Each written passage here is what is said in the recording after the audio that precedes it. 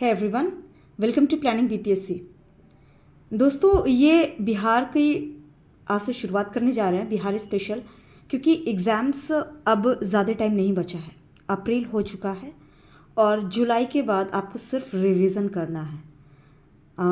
अब मैं टारगेट्स को भी देना शुरू करूँगी, क्योंकि इससे पहले मैं सिर्फ छोटे छोटे क्लासेस ले रही थी, जिसमें मेरा मेन टारगेट ये था कि मैं छोटे छोटे जितने भी पॉइंट्स हैं जो छूट जाते हैं, क्योंकि थियोरेटिकल पार्ट तो आप पढ़ लेते हो, मोस्टली पार्ट छूट जाते हैं छोटे छोटे पॉइंट वाले और वहीं से गलती कर बैठते हैं, वो करवाना था। जिसे मैं एकेडमिक कुछ प्रॉब्लम्स के कारण नहीं कर पाई, बट अब कोशिश करूँगी कि मैं रेगुलर रहूँ। इसीलिए अब मैंने पॉलिटी भी शुरुआत की है और बिहार स्पेशल की भी शुरुआत की है। ज्योग्राफी के टर्म्स को भी मैं आगे लेके चलूँगी और कुछ टाइम बाद से मैं टारगेट्स को देना शुरू करूँगी।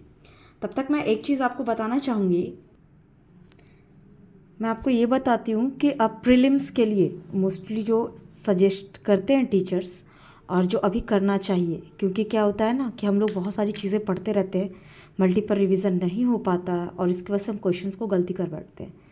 तो अभी मैं एक एक चैप्टर्स को करके मैं बताऊँगी, एक चैप्टर नहीं, एक सब्जेक्ट्स के बारे में मैं बताऊँगी और एक एक सब्जेक्ट पर फिर हम लोग कमांड करेंगे साथ में मिलकर। तो हम यहाँ पे बात करते हैं पॉलिटी के बारे में। पॉलिटी के लिए ध्यान रखिए, दो बुक है हमारे पास। एक है क्लास 11th की एनसीईआरटी बुक।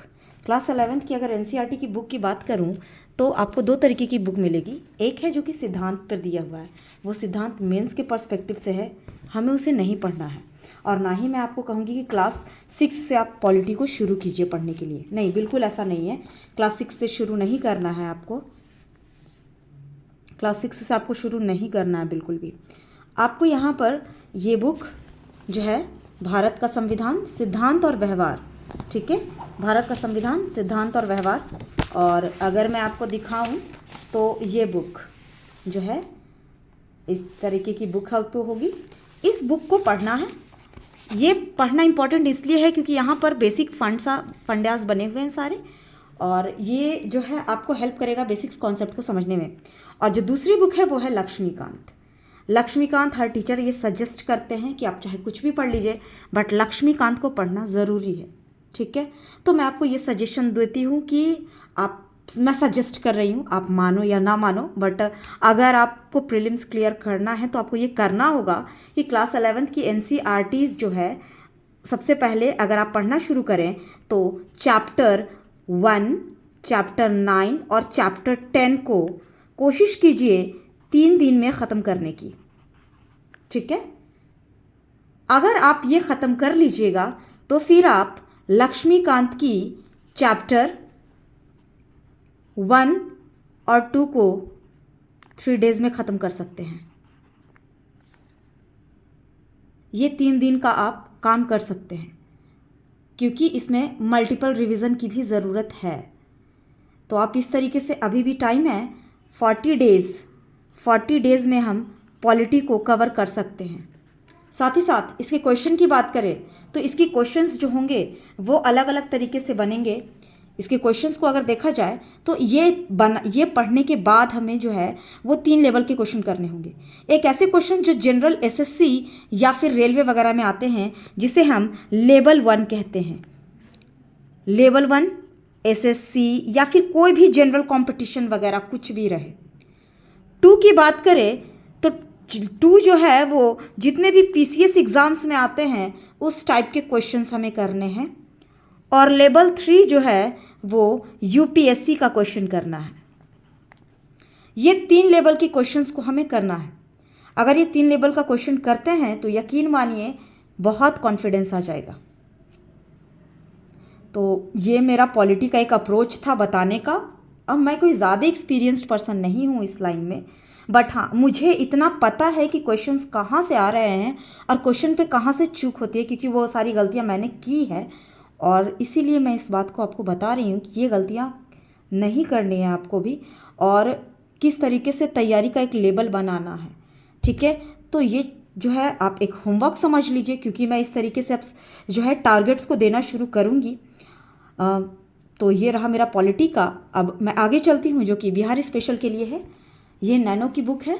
ज़रूरी नहीं है कि आप नैनो की बुक ही रखें, आप कोई भी बुक रखें। बस ये देखिए कि जो टॉपिक्स मैं बता रही हूँ, जैसे कि बिहार में प्रकाशित प्रमुख पत्रिकाएं, इस टॉपिक को आप किसी भी बुक से, आपके पास जो भी बुक अवेलेबल हो उससे आप कर लीजिए। मैं गारंटी नहीं लेती, बट ये आश्वासन ज़रूर दे सकती हूँ कि आपको क्वेश्चन बनाने में कॉन्फिडेंस आ जाएगा। ओके, तो देर ना करते हुए आगे चलते हैं। सबसे पहला जो है हमारा धर्मनीति तत्वम। धर्मनीति तत्वम ये पटना में प्रकाशित हुआ। इसका 1880 में संस्कृत भाषा में थी। ठीक है, प्रकाशन का माध्यम क्या था? संस्कृत था। धर्मनीति तत्वम पटना में 1880 संस्कृत भाषा में।